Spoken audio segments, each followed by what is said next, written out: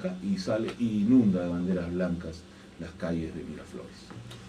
Sí, evidentemente tienes toda la razón. Yo creo que es lo más práctico y es lo más inteligente. No es necesario.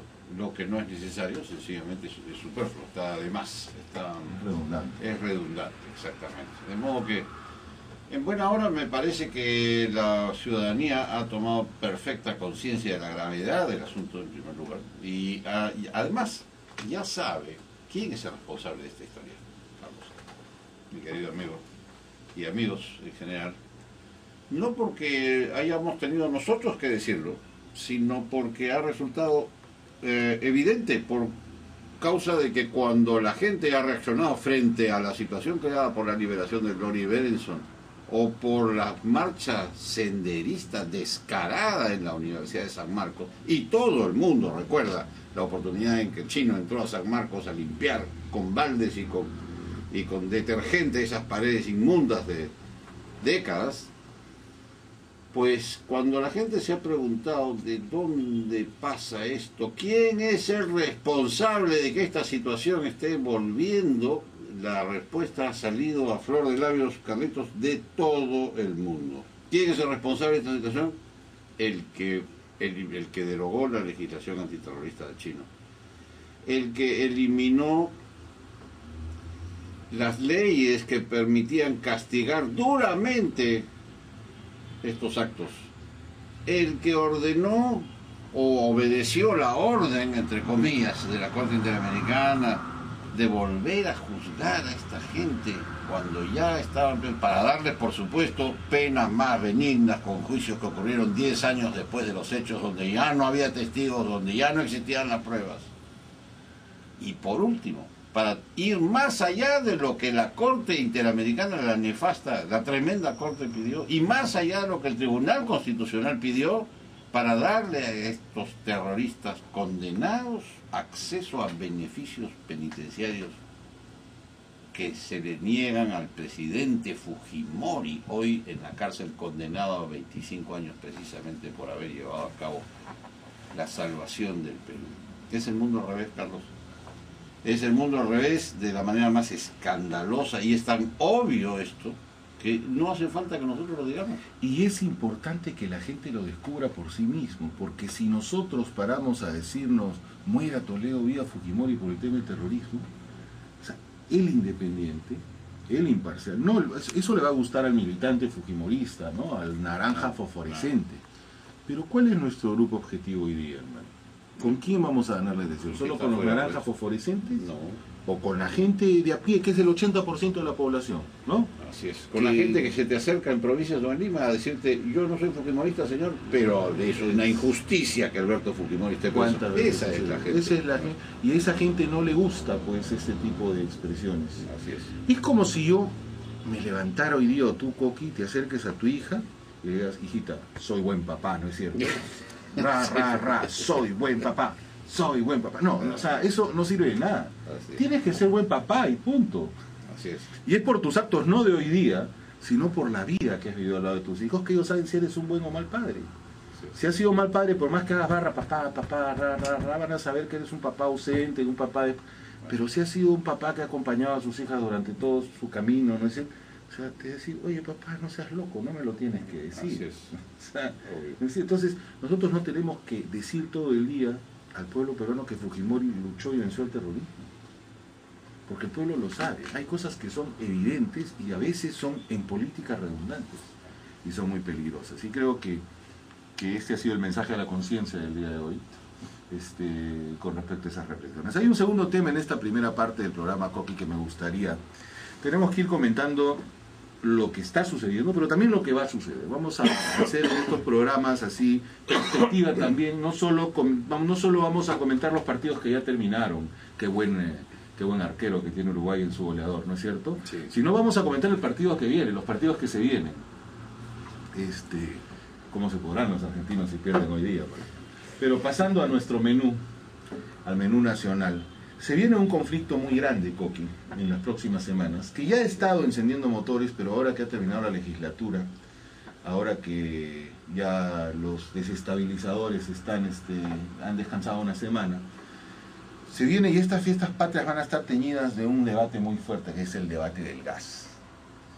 ¿El Perú debe o no debe exportar gas? Pero antes de contestar esa pregunta, mi querido Coqui, habría que hacer un poco de historia, ¿no? Claro. Había que contar cómo fue este tema del gas. Desde que Camisea no se podía explotar, ¿recuerdas? Durante muchos años, porque gente como el alcalde del Cusco, Estrada, que en paz descanse, se oponía, ¿no? Se oponía totalmente porque no había que tocar los recursos, ¿no?, del Cusco, etcétera, hasta que se firman los primeros contratos. En el gobierno de Alan García se establecen los primeros compromisos, luego se anulan, luego viene Fujimori y los reactiva, tiene una negociación con la Shell Móvil, están a punto de llegar a un acuerdo, pero este acuerdo luego se desestima porque no le dieron a Fujimori las garantías que él pedía antes de la exportación, y luego viene Toledo y lo modifica todo. Tú que eres la bitácora viviente del fujimorismo, mi querido Coqui, por experiencia y no por edad, quisiera que por favor nos ayudes a hacer un poco de memoria de todo este proceso en los siguientes 10 minutos.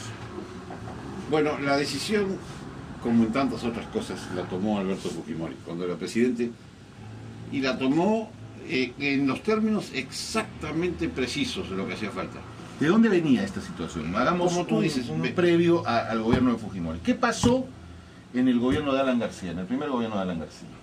Yo recuerdo haber estado en el año 89 en el Cusco, en una reunión que se llevó a cabo en el hotel de turistas, donde el señor Estrada y otros dirigentes cusqueños de lo que entonces era los finales del primer gobierno de Alan García, cuando la regionalización de entonces había tomado vuelo, y por supuesto todo se exigía y se hacía en nombre de las regiones. Recuerdo haber escuchado a estos dirigentes decir que era indispensable que el gas se quedara que el gas fuese en beneficio única y exclusivamente de la región del Cusco. El gas de Camisea, me refiero, que se halla por supuesto en el Cusco, como todos sabemos, y que en todo caso, si es que no iba a ser sola y única y exclusivamente para el Cusco, en ese caso pues que se quedara bajo la tierra, porque no debía ser objeto de ninguna manera de aprovechamiento. No te digo ya para la exportación, sino para el resto del Perú tampoco. Tampoco. No se podía exportar a Arequipa, Lima. Nada, es una exportación inaceptable. Entonces, esta mentalidad absurda y verdaderamente localista, parroquialista, diría yo, era pues una cosa muy extendida. Y curiosamente se les hizo ver, me acuerdo de esa reunión, algo paradójico, decir, sí, se le dijo así que esto es para el Cusco, sí, muy bien. ¿Y qué parte del gas le va a tocar a los indios machigueras que viven exactamente encima del gas de Camisea? No, ninguna. No, ninguna, por supuesto, porque ya se veía claro que el objetivo era sencillamente político, era un aprovechamiento político de la situación. Ahora, García venía negociando ya con la... Sí, existía una posibilidad que luego es cortada en el gobierno de García. El gobierno de García termina con un rompimiento así es. Con la Shell. Así es.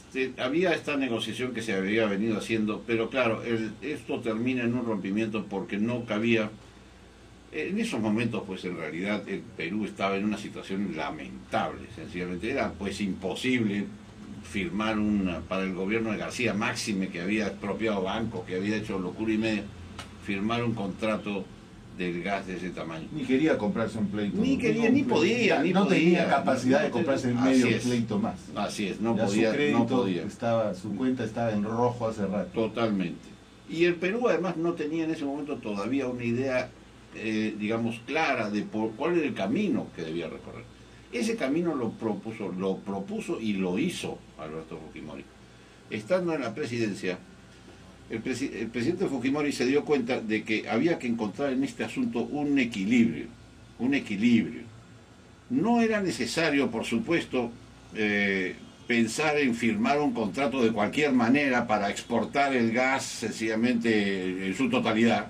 Pero no podía quedarse en la posición de Estrada y los cusqueños del gas se queda bajo la tierra. Y menos podía quedarse, por supuesto, en el extremo de decir el gas, que es el combustible del futuro, se queda ahí porque no se lo puede tocar, porque es sagrado. Bueno, esa clase de mentalidad no era posible, y entonces había que encontrar pues una solución, había que encontrar un camino intermedio, un equilibrio entre estas dos cosas. Y el presidente lo encontró con toda precisión y con toda exactitud. Pero ¿qué